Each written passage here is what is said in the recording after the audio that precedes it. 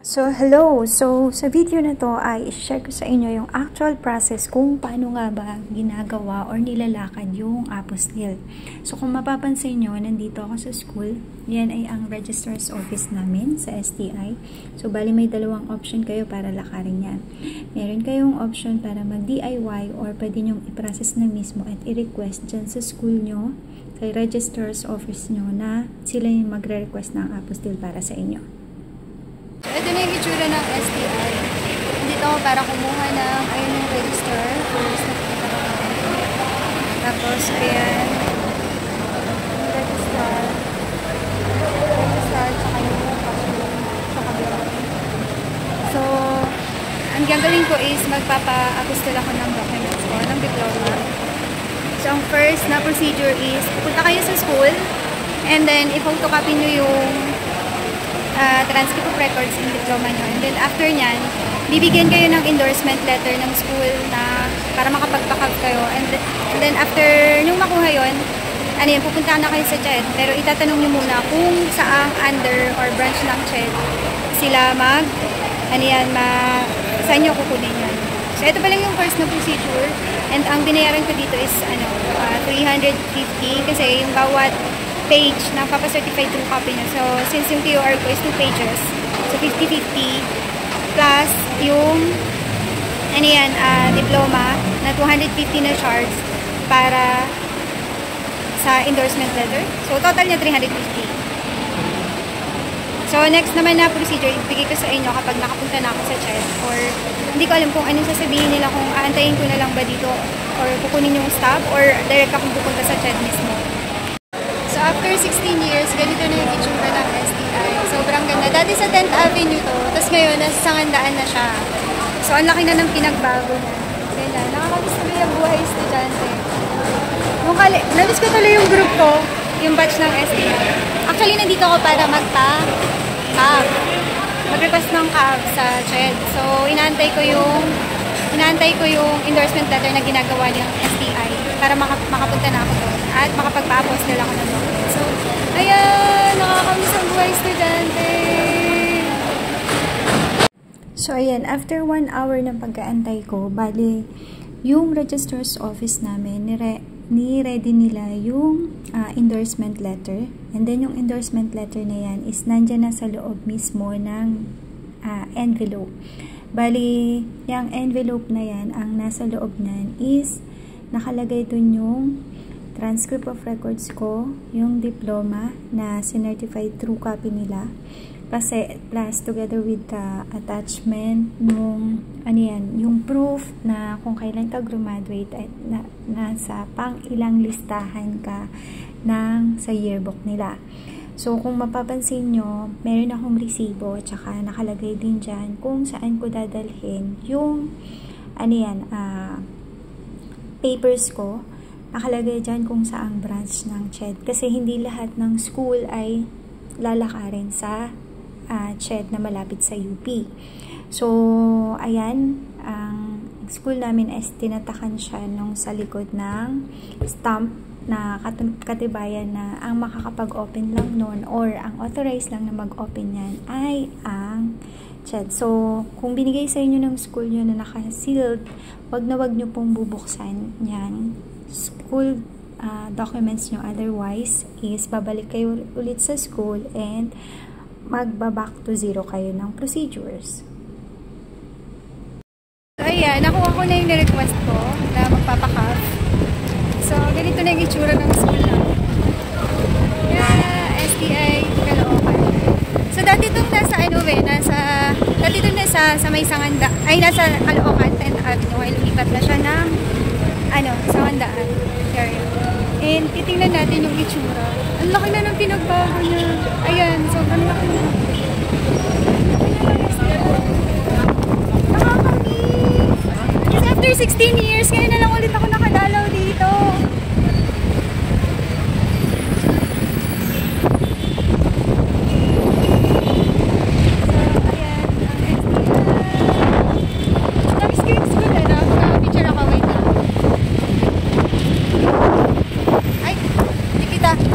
Dito sa malayo dapat.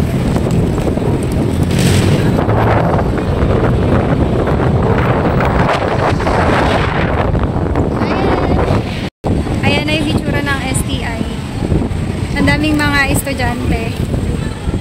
Grabe, ang laki na ng pinagbago niya. Ang laki na. As in, pwedeng mapuntahan nga. Titingnan ko lang doon. So, ayun, meron ng court. Ba't ganun? Ang ganda na ng school namin. Nakakamiss. Ayan na yung itsura niya. Sobrang laki na. Dati ano to, sa may Sangandaan. Proud to be. So, ay dadalhin ko na yung documents ko papunta sa CHED. So, since I'm an OFW at allowed ako na mag-walk-in sa CHED. So, ngayon lalakarin ko siya. And by the way, andito ako sa may Philcoa. So, kung kayo ay galing sa may kung nanggagaling kayo sa Caloocan, pwede kayong sumakay from SM North. Pwede kayong sumakay papuntang UP. And malapit na siya sa UP. Bale, ayan, kung kung manggagaling naman kayo ng SM, baba kayo dyan sa may Philcoa. Philcoa ba? Tama, Philcoa. And then, eto, tawid kayo dito sa may City Mall. Ayan. Baba lang sa hagdan. Tapos, sa pinakababa niyan, bali, ayan na yan. Lakad lang kayo ng konti.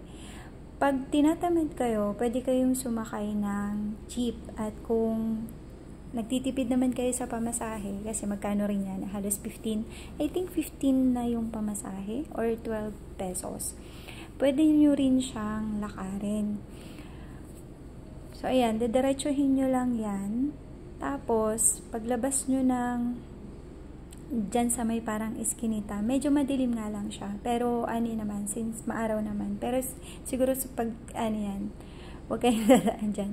So, ayan, pagkadiretso nyo dyan, yung jeep na yan, pwede na kayong sumakay dyan. Tapos, isang kanto lang. Tapos, dun.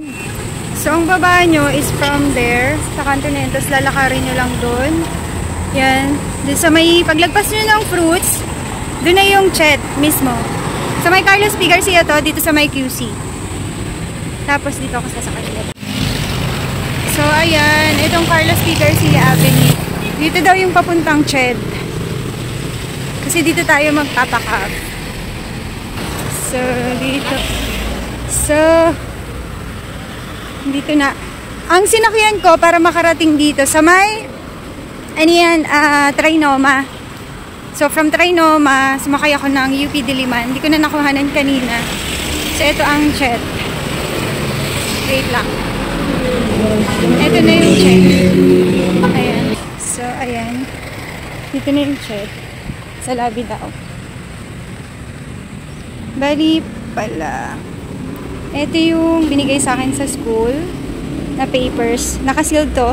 Nakalagay na dito yung transcript of records. So, ayan. Yung STI. So, dito tayo magbibigay ng doc. So, ayan yung nasa harap. So, ayan. Magpapamag tayo dito. Ayan ang visitors pa. So, ayan. Dito na didiretso para sa pagpapakaw. Buti din pwedeng dumiretso. Tapos parang mali yung yung mga... So, ayan ang ibibigay sa inyo pag papasok kayo dito. So, dyan sa cashier. Tapos, ayan ang reminders. Visitors pass. Tapos, itong, kung paano binigay sa inyo ng school nyo, huwag nyo pong bubuksan yan. Ayan. Naka-sealed yan. So, yan ang ibibigay nyo sa cashier. So,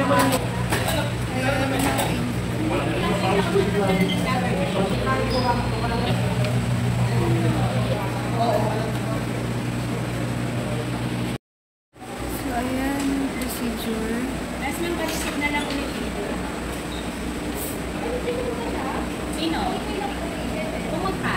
So, 80. 30 minutes. Wait for verifying documents.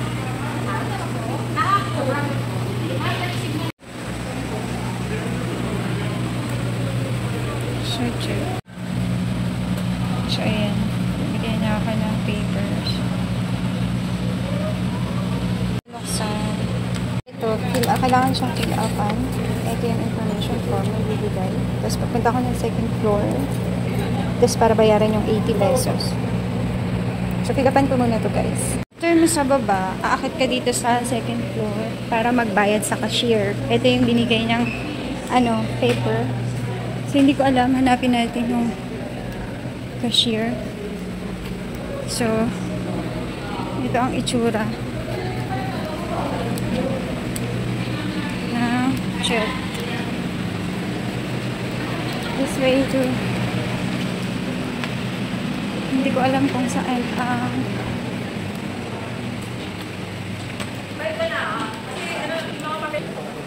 Tapos ito yung payment cashier.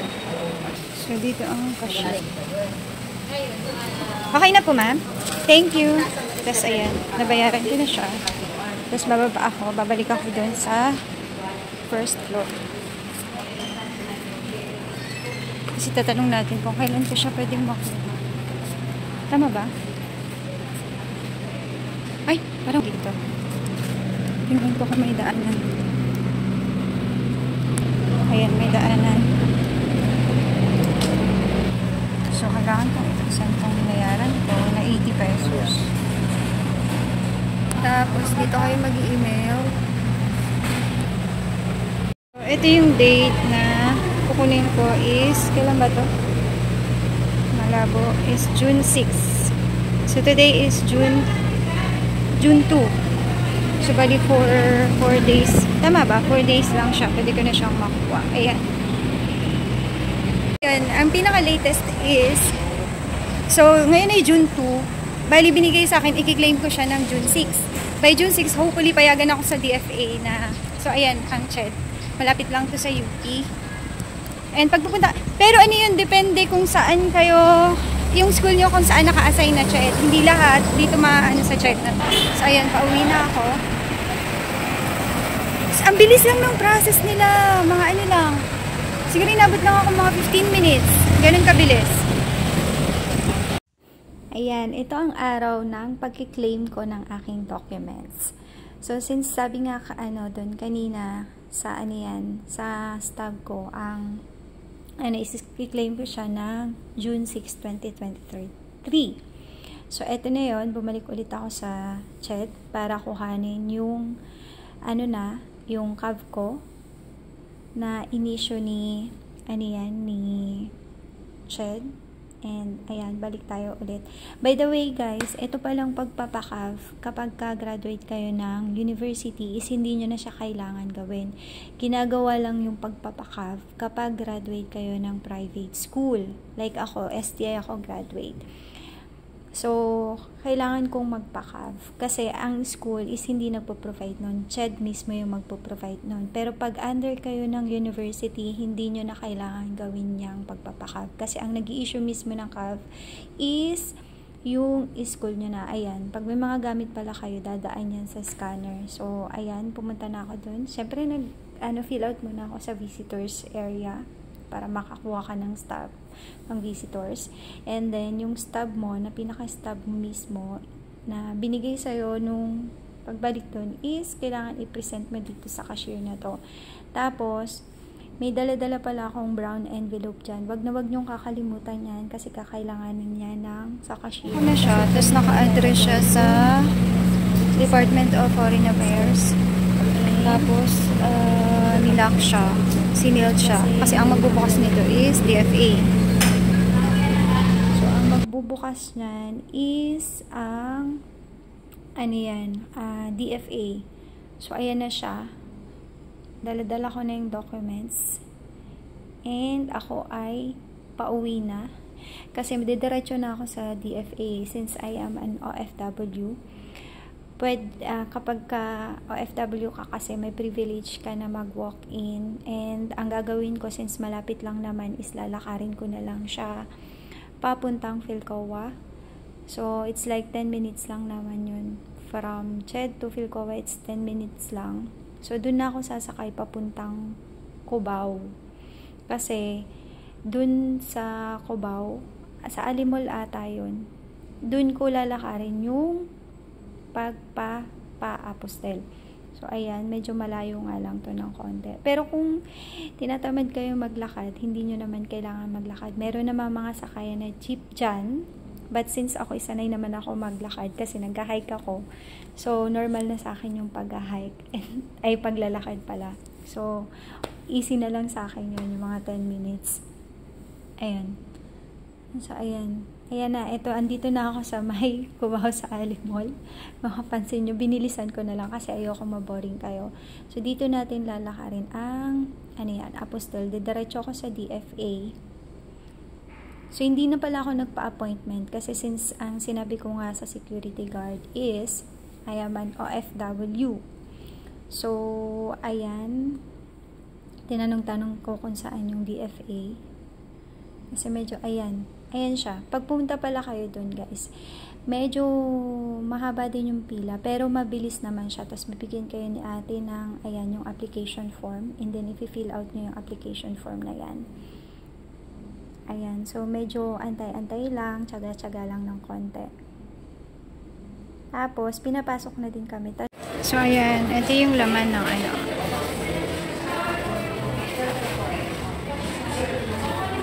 So, ayan yung laman niya. And ngayon nakapila ako. So, ito yung tinatakan ng chat sa likod. Kasi ang magbubukas nito is, ayan. Yan sa Apostol. Tapos, meron silang pinapafill upan dito. Na documents. Ayan.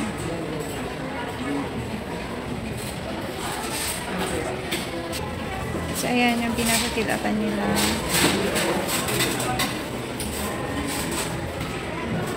Together with this documento.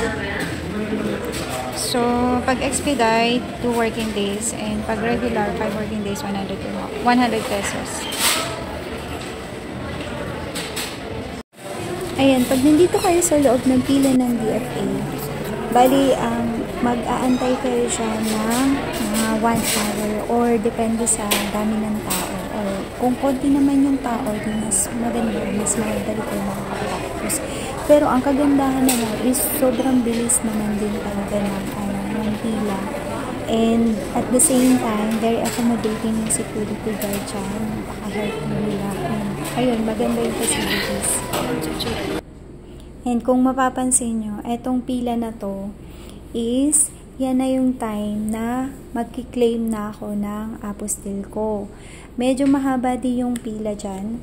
And kapag kunwari, ang appointment nyo is 12 o'clock. So, pumunta kayo na mga 11:30 para kayo yung mauna sa pila. Pero, hindi pa kayo papapasukin that time. Kasi, kung ano yung oras ng appointment nyo, that's the time na bubuksan nila yung gate. Kahit na maaga kayong dito.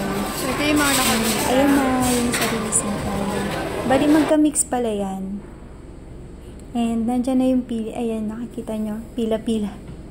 Pila-pila dyan. Bali, ang ano dyan is tatayo, uupo, tapos lilipat ka ng upuan hanggang makarating ka dun sa pinakaunahan ng releasing at dun mo nakukunin yung papers mo. Pero make sure na dala nyo yung resibo nyo kapag mag-claim kayo.